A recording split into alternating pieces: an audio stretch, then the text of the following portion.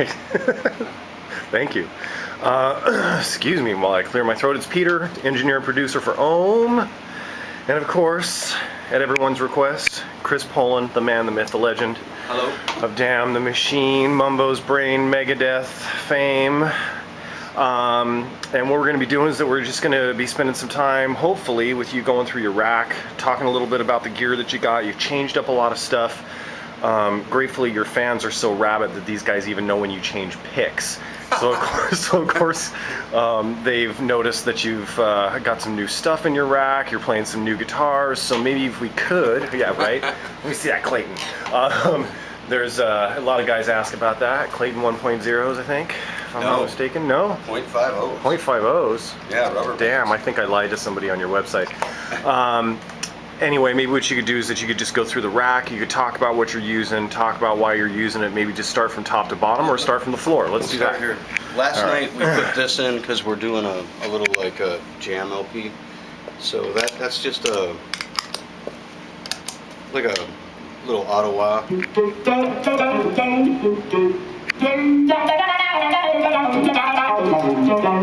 That's fun. And then this shaker thing is my new favorite pedal. Because you get to go see,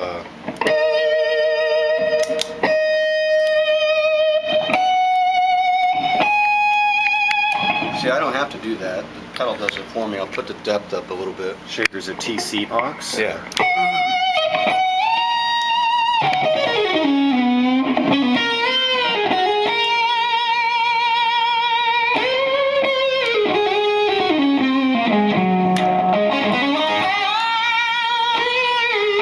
So that's a fun pedal. And it actually sounds good if you leave it in the chain because it has a little tone knob on it. It lets you adjust the amount of top end that you can kind of dial, you know, that little, that kind of SM57 sound, you know, humbucking pickup, that top end that you don't like or that I don't like anyway. But anyway, and then I use an Octron. This is like the most brutal pedal.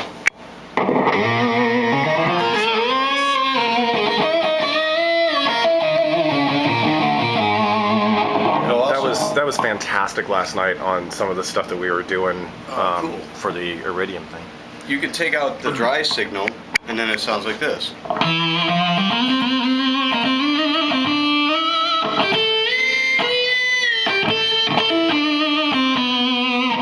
Or you can make it into just a straight ahead octafuzz if you go like this.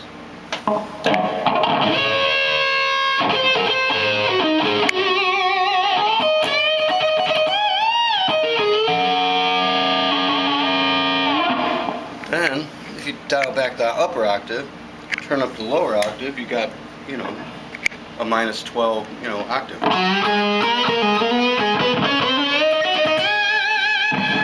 And that works good. Like even I usually set up like this, and that'll work. I use this old Deja Vibe. It's a Univibe clone. But if you use that with it.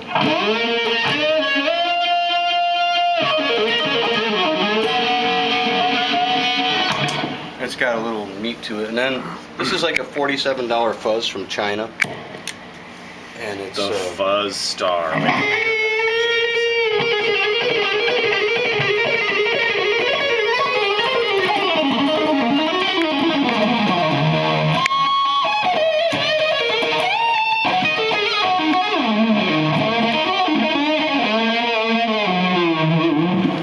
That I really like. Yeah, it's really totally forgiving. And then, of course, I got this wah.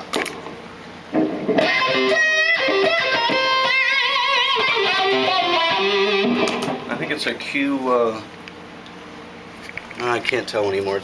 It's the one that has the two knobs that adjust the wah.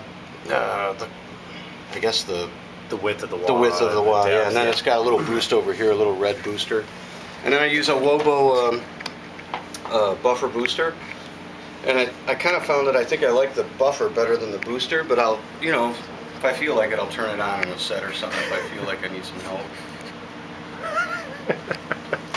But And then this is Bob Bradshaw's, I guess it's extinct now. This is the second version that I've used till he stopped using them. This way real quick. And basically, I use all my presets here. These two outside presets are always distortion or specialty lead stuff, and these two inside are always clean or pad. Like this is like a pad setting.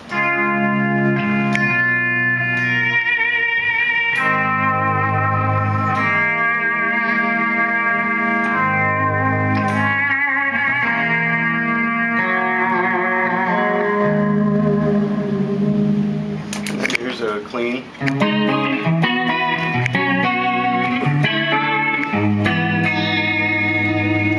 One is fast, one slow. This would be dry. And here's my first chorus setting. And then here's the extreme wobble. And I like to sometimes use them both together, because you get that, you get more of the root note. And then here's something I like a lot. It's called a ring modulator. It's a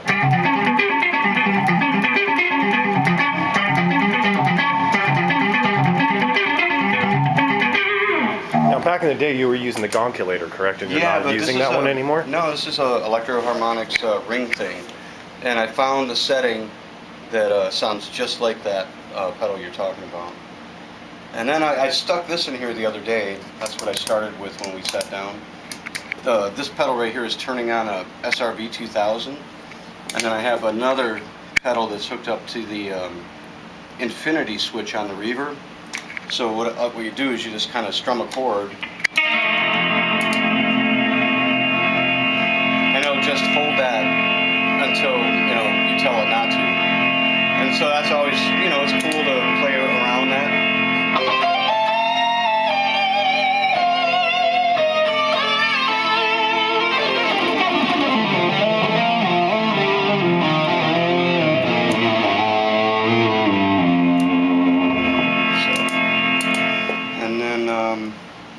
Then I use these two D1500s for a split stereo sound. I don't think your camera's in stereo, but it's like a 50 millisecond split.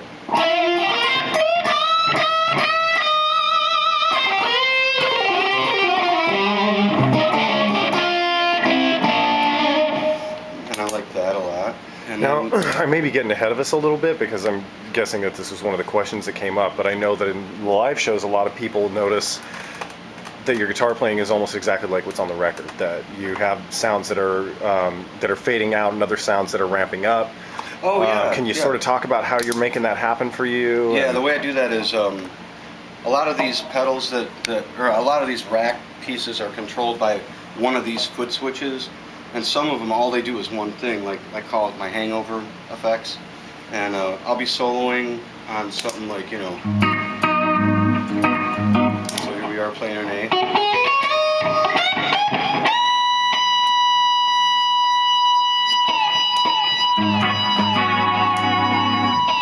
And I found that the MPX1, the Lexicon, has a really cool pan, like ping pong delay. A lot of time, I used to use the D1500, but it was mono, and it sounded great and everything, but I picked up an MPX1 really cheap on eBay. So I just use that as, that's all that thing does. It's set at one setting, and I know when I go where my skull is, like I'm on the stage, I go look for the skull, and that's how I get the hangover. Like this, watch.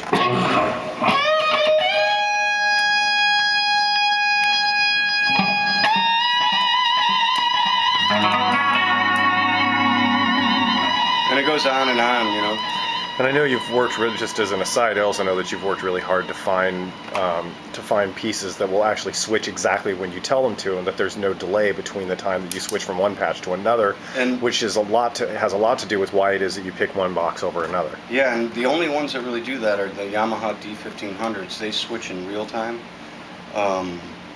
Not even a G-Force switches in real time, but the way my pedal board works is when I call up setting 6, like that, like if I go down to 1 and then I go up to 6, the G-Force already knows what setting it needs to be at, so I don't have to wait for it to think about what it's going to do. But right now it's set at a harmony, and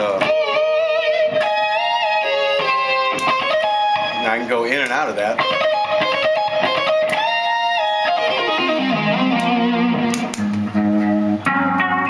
So, and that's about it, really. I mean, I got a TC 2290 that it's a really subtle delay. I don't use a lot of it. But I just like the way it sounds. And I also use this delay too, a D1500 in mono.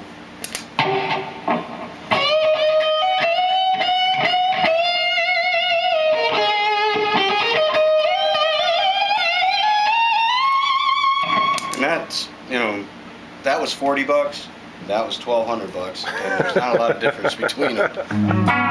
The thing about the 2290 though is it does have this weird kind of, like it almost sounds like it's like coming a Leslie kind of. Yeah, like it's coming from behind your head. And I think that's about all I got down there.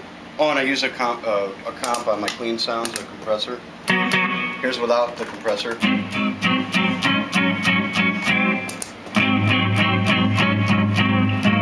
And it's kind of a modified, it's a DBX 160 XT, and it's got a really beefy, they put a big power supply in it, and they put Burr Brown op amps in it, so it responds really fast. It doesn't adjust the same as a normal DBX does. You got to kind of like tweak it a little bit, but once you get it, I think it sounds really good.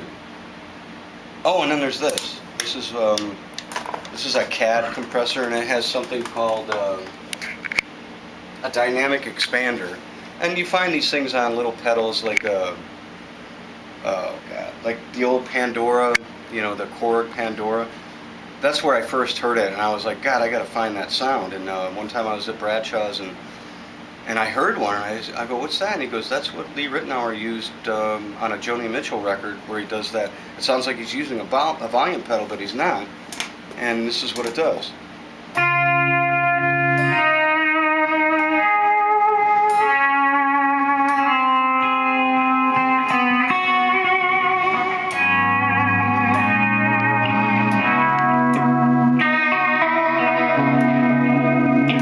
So that's kind of a cool effect that I, you know, abuse a lot.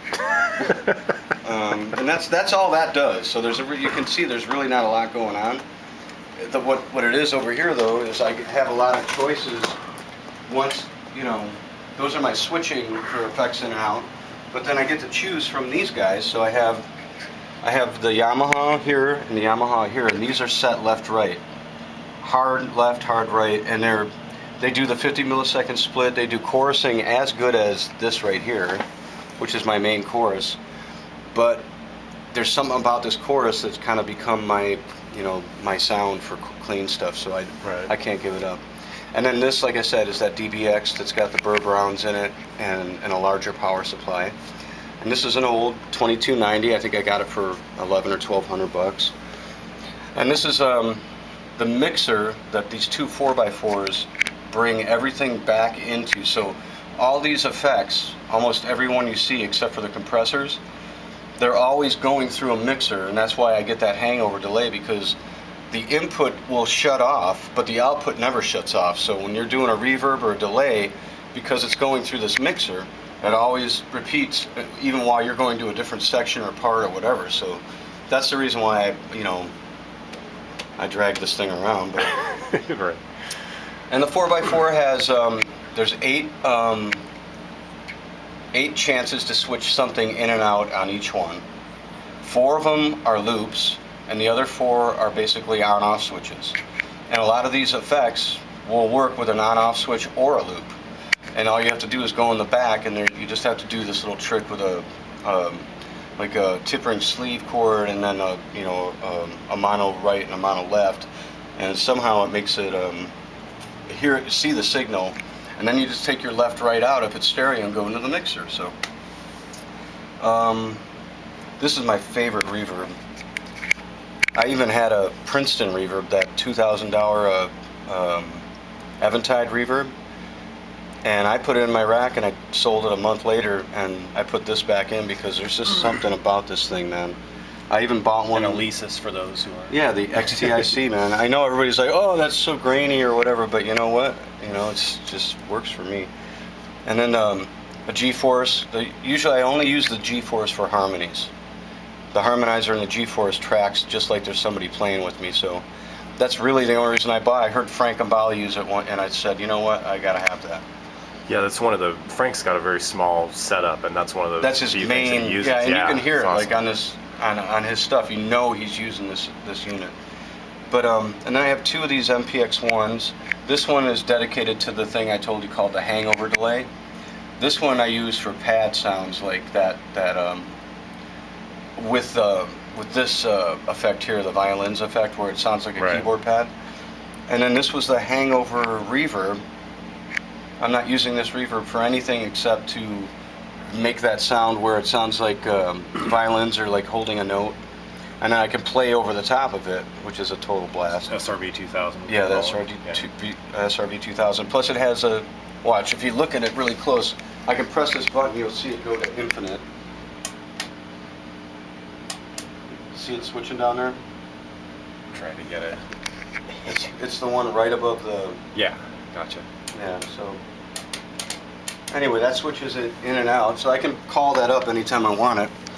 And then that's my mono D1500, which I swear to God, if I was broke, I would sell this, the 2290, and just keep these, because there's nothing better sounding than those.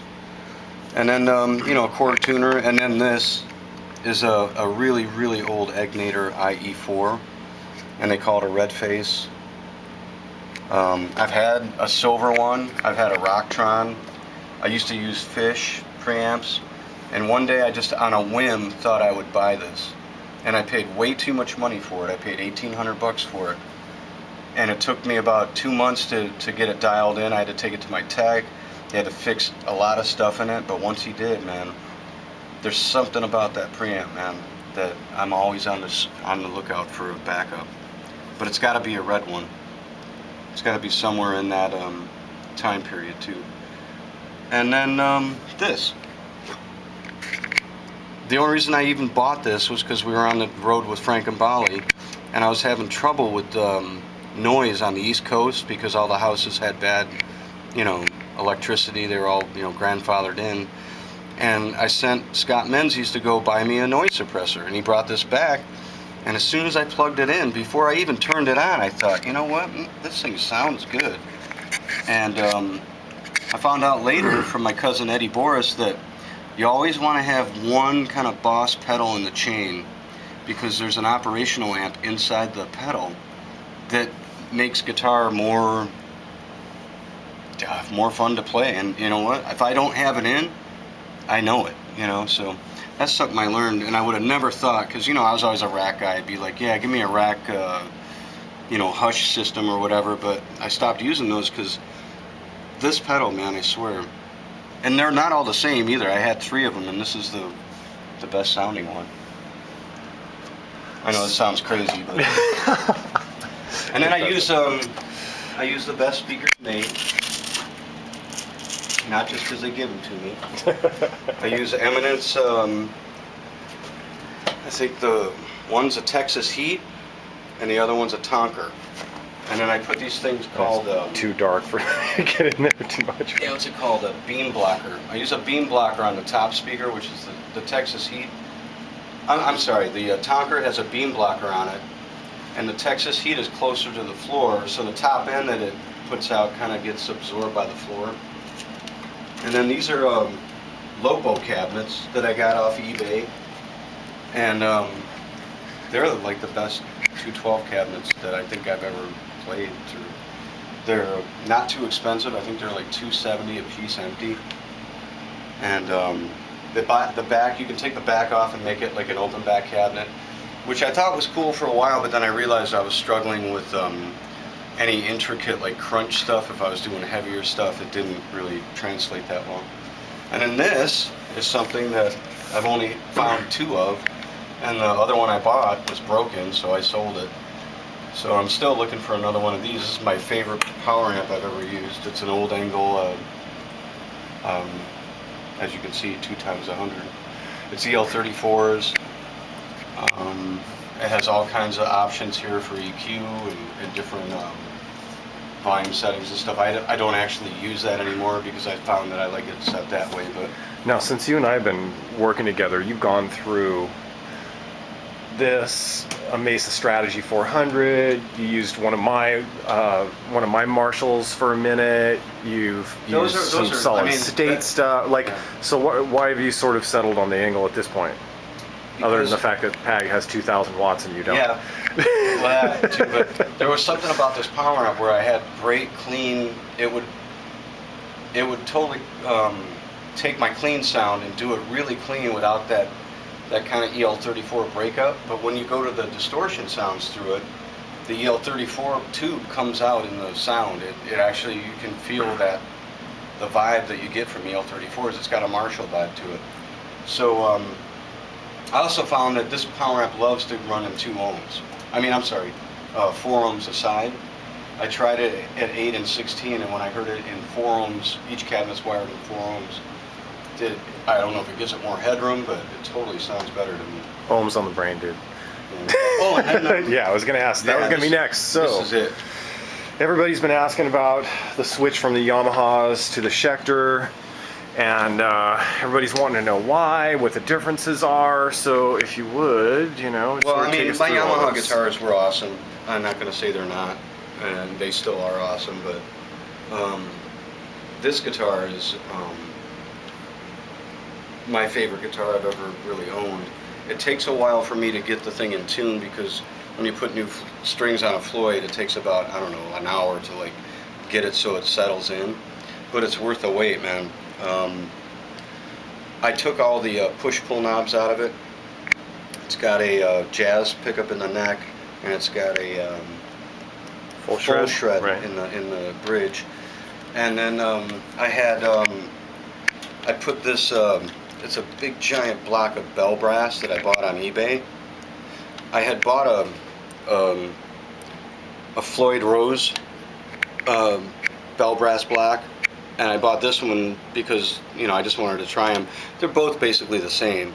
It's the mass of the block that makes the guitar sound different, because normally it's only half this size.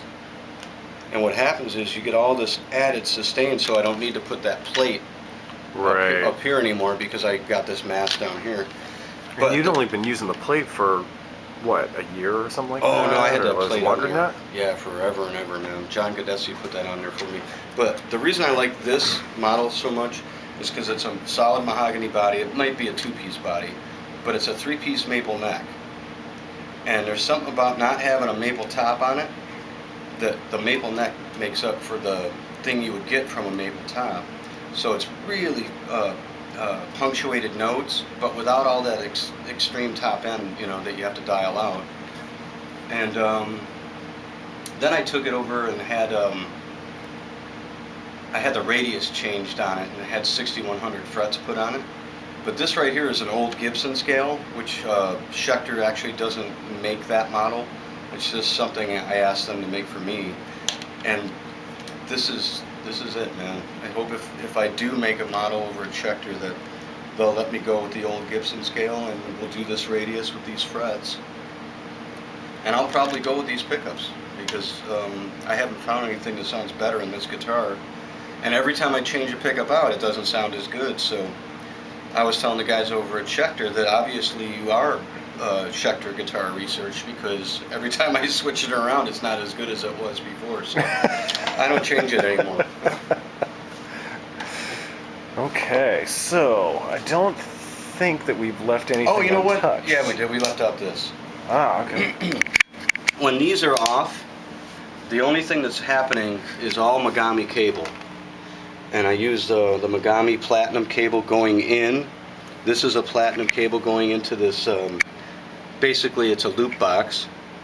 And then another Megami cable goes here, and another Megami cable goes to the preamp. So it's like when I don't have any of these lit up, it's all cable and no effect. Right. And I like it that way because that way I can preset up this, like say I can put the Univibe and this fuzz on, and then when I get to the solo, I don't have to switch all this around. I just press one button and switch it in, you know, in and out. Something I was going to mention earlier too is that another reason that you choose a lot of your boxes is because they really are true bypass, and that very often, though it's marketed as true bypass, sometimes boxes are not, Right. and it really does affect your sound, so it does make a difference. And some are true bypass, and some are true bypass that don't sound the same as the other one. Sometimes I'll leave this in, like I'll leave it so that all this stuff's open, because it kind of, you get a little bit more resistance, so the top end kind of smooths out a little bit. Or if you go like that, then you have a brighter sound. So, Right. And then I use this over here because I don't want to have to switch this Y in and Turn out. on and off, Like right. press down on it, and then press it off, and then have to go to another. So that way I just go like this, and my Y's off. Yeah, there's enough going on without having to Yeah, so I don't worry have to about deal whether with your it. wah's on or off all the time. But yeah, I forgot to mention the Megami stuff. I use Megami's. They make this new speaker cable that's really touch sensitive and got a lot of low end to it, because I liked their other cable, but it didn't have a lot of low end. So Adam over at Marshall Electronics, he mailed me some of those cables, and I'm totally happy with them. Right. And then this was given to me by my friend, and Raj. Yeah, Rod, and I keep it there because I don't want anybody to step on that, because if they do, my gig's over. So that's like my Achilles heel right there. Right. But no, Rod, not only that though, but ever since I put it down there, I've had good luck. So.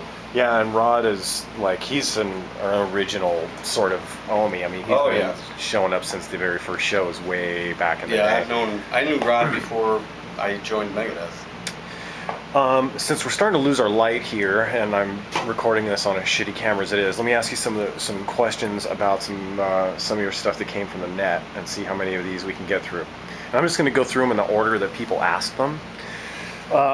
So, a gentleman named Micah wants to know what's your basic philosophy on tone, and how do your amp and guitar work together to achieve it? All right, if I just had a basic thing, I would say that you have to kind of play really loud to get good tone. Not really loud, but it's got to be pretty loud, or you're not going to get any sustain. And I used to never use pedals, and I found that since I started using pedals, that I have more of that tone I was searching for when I used to just plug into a rack or an amp. There's something about the pedals, I think it's the resistance. The more you accumulate, the more the top end rolls off, and you can turn the top end up on the amp, and it's not so like, taking your eyelashes off. So Right. I don't know how to describe it, but it's kind of like that. This question I modified a little bit because it either got answered elsewhere, or I can't remember why it was that I modified it, because it was about 2 weeks ago that people asked these. A gentleman named Roger wants to know, your gear, is it the same in the studio as it is for live shows, and is there any difference, or is there any difference in how it's used? No, it's all the same. It's always the same, live or studio. Somebody named Susan Medley Allward says hi from everybody in Dunkirk. Oh yeah, Keith Medley's sister. Right. Or maybe his wife, I don't know. From Daniel, how do you get such a smooth lead tone? I dial a lot of top end off. And I guess I listened to a lot of Led Zeppelin when I was a kid. And I think my favorite solo was when I was, when it first came out, Good Times, Bad Times. That outro solo kind of led me down the road of legato. And then, when I heard Holdsworth and Jan Hammer and anybody that has that kind of legato thing, I already kind of had that idea in my head, so it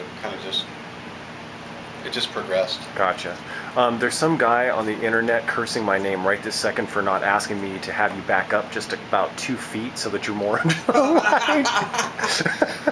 He's like, damn it! God doesn't know what he's doing. Of course, video is not my strong suit.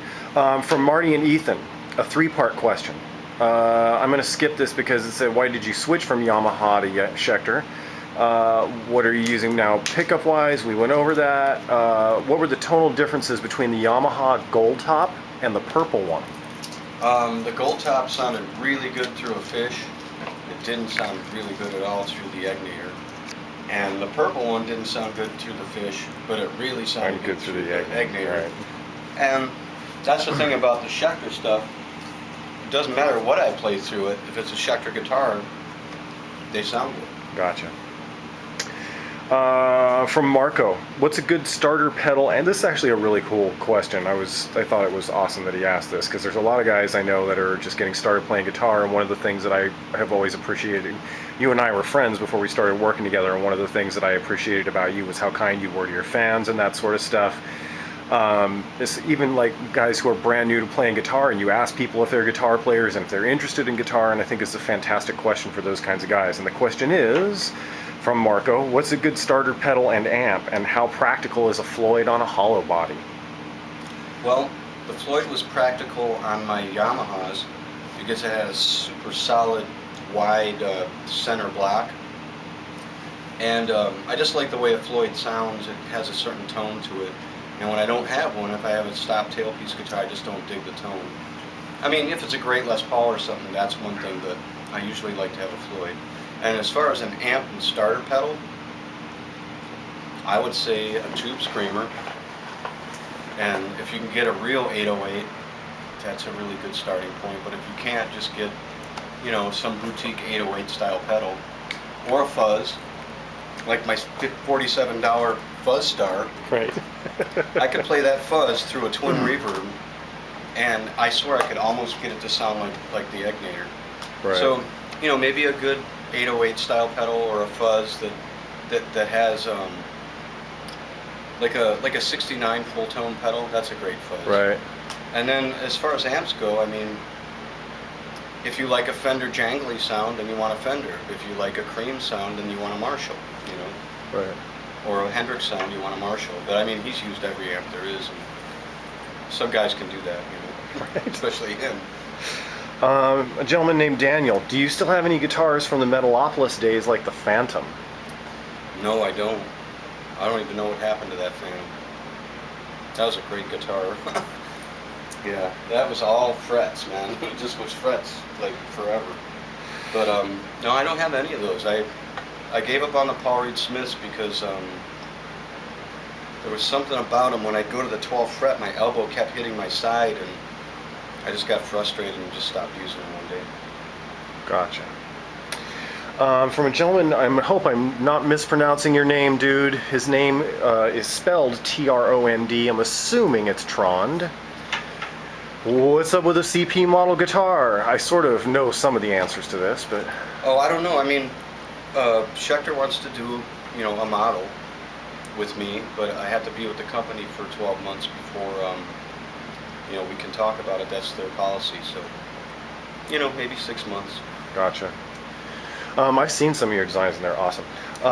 From Neil, do you, and we gotta do these quick because I'm running out of power. Do you, and how do you take Pag or Sean O'Brien Smith into account when working on your tone? Oh, that's a great question. Yeah, I stopped working for 4 hours straight on tone and then having the band come in and realize that it doesn't work with them, because when the drums and bass start, all the frequencies that you thought were there disappear. So that's another thing about the egnator that I love about it is it's just made to deal with a bass and a drum set, you know. So I kind of fell into that, luckily. But with the Fish, I would try and dial it in. Those guys would come in, and then I'd have to reset everything, and it would take me an hour to have them just jamming and, you know, do a blues so I could dial this in. You definitely want your drummer and bass player there when you're trying to get your tone. Or another thing I learned to do is get a drum machine, put it through a PA, and get it up really loud and try and compete with it, and that way you can dial in your low end and you know, kind of get your tone pretty close. Really appreciate how intelligent a lot of these questions are, man. They're actually really cool. From Jay, how has your tone evolved over the years, and what attracts you to a thick, smooth tone as opposed to something else? I think I've always been in 3-piece bands, maybe 4 at the most, and I always liked a, you know, Leslie West style tone. So, you know, it was Cream, Leslie West, Hendrix. I was always drawn to Red House and Band of Gypsies and Band of Gypsies. yeah, it was just always big fat guitar sounds. So good. You know, and the struggle was to get a fat guitar sound to become intricate when you play fast. And that's all top end, and that's why I use the .50 pick now, because for some reason when I legato and then pick, it's hard to differentiate between the two of them because the pick is so light that you can't really hear the attack of it. So when you do legato, you can pick where you need to, and if you have to pick every note, it doesn't sound strange against legato. So if that makes any sense. Yeah, and that answers one of the non-gear questions. I only got 2 more questions here. Hopefully we'll do it before the power dies on this thing. First one, how many hours a day did you practice when you first started playing? And how old were you when you did start playing? Oh God, I was 10 or something.